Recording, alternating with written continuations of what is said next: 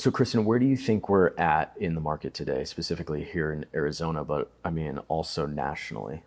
Well, are you talking about Fed policy or, you know, there's a lot to talk about. So do you want to start there? I think we maybe started there, Okay. and you're really good at helping people have an understanding of how Fed policy trickles into their actual day-to-day.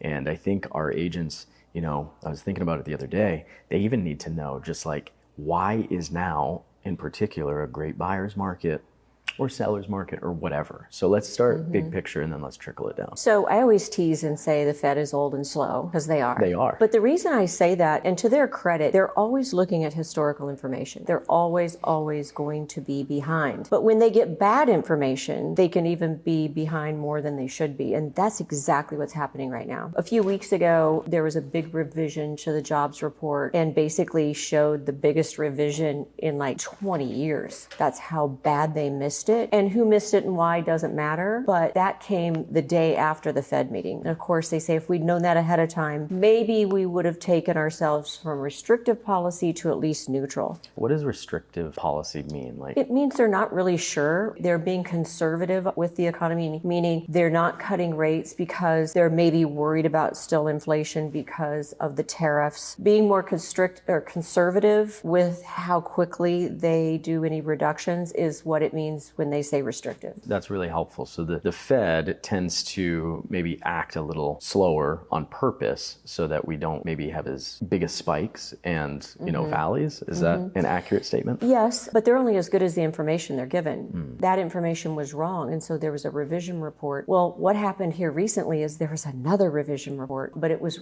with regard to jobs that were created. And basically 50% of the jobs that they said were created in the last year weren't. 50%. 50. Crazy. That's 900,000 jobs. That, in essence, coupled with the revision a couple weeks ago, coupled with the fact that inflation is not skyrocketing, it's just hovering, and that GDP is still at 3%, which is okay. Unemployment went up to 4.3, so it ticked up a little bit. All those things together, everyone believes now that the Fed will reduce the rate.